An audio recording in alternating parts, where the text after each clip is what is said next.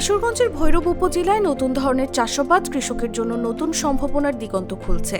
প্রতিবেশীর জমিতে রঙিন ফুলকপি ও ব্রোকলি চাষ দেখে এবার গ্রামের কৃষকরাও নিজেদের জমিতে এই সবজি চাষ শুরু করেছেন।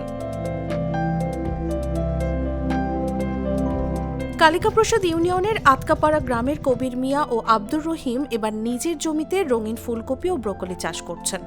কবির মিয়া 10 শতাংশ জমিতে রঙিন ফুলকপি চাষ করেন, আর আব্দুর রহিম তার ছেলে বোরহানকে সঙ্গে নিয়ে 8 শতাংশ জমিতে ক্রাউন জাতের ব্রোকলি চাষ করেছেন।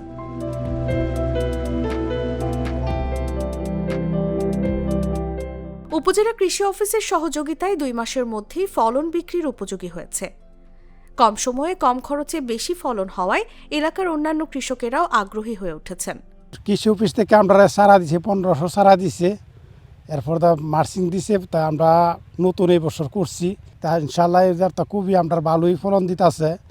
বাজারে বিক্রি করলে ইনশাল্লাহ 20-50 টাকা পিস দিলে বেচান যাইব। তো ইনশাল্লাহ আমরা কাটছি না, এখনো কাটবো, ফলন আয় কাঁচা হয়ে গেছে ইনশাল্লাহ। ফুলকপি লাগাইছি, রঙিন ফুলকপি, এটা খুব ভালো লাগছে আমার কাছে। এটা আমিও চাষ করার চেষ্টা করব। আমরা এই প্রথম ভৈরবের মধ্যে চাষ করেছি। এটি দেখতেও সুন্দর কপি, পুষ্টিকর, খেতেও। এই কপি চাষে আমাদের খরচ হয়েছে 1500 কপির চাষে খরচ হয়েছে 10,000 টাকা, এবং এই কপির বাজারে চাহিদা আছে। আমরা ইনশাল্লাহ 40 থেকে 45,000 টাকা বিক্রি করতে পারবো। কম জমিতেও সঠিক পরিকল্পনা ও আধুনিক চাষ পদ্ধতি থাকলে ভালো ফলন সম্ভব। রঙিন ফুলকপি ও ব্রোকলি চাষে কম ঝুঁকি, দ্রুত বিক্রির সুযোগ এবং পরিবারে পুষ্টিকর খাদ্য সরবরাহ, এগুলোই স্থানীয় কৃষকদের উৎসাহের মূল কারণ। 1900 সারা লাগাইছি, তারপর আমার রাসায়নিক কীটনাশক নিয়ে আমার 4,000 টাকা খরচ গেছে, আর আমার নিজের শ্রম গেছে। আর আল্লাহ দিল্লি যদি দরটা তাহে তাহলে আমি অনেক লাভবান হতে পারি আশা করি। আমাদের এই সবজিটা অনেক শৌখিন সবজি, এটার জন্য মানুষে অনেকে হওয়ার আগ্রহ করতেছে, সবার কাছে এটা ভালো লাগতেছে। সামনের বছর আশা করি আরো অনেকে করব। উপজেলা কৃষি কর্মকর্তা জানান, বাজার দর ভালো হওয়ায় উপজেলার কৃষকেরা চাষে আগ্রহী হয়ে উঠেছেন।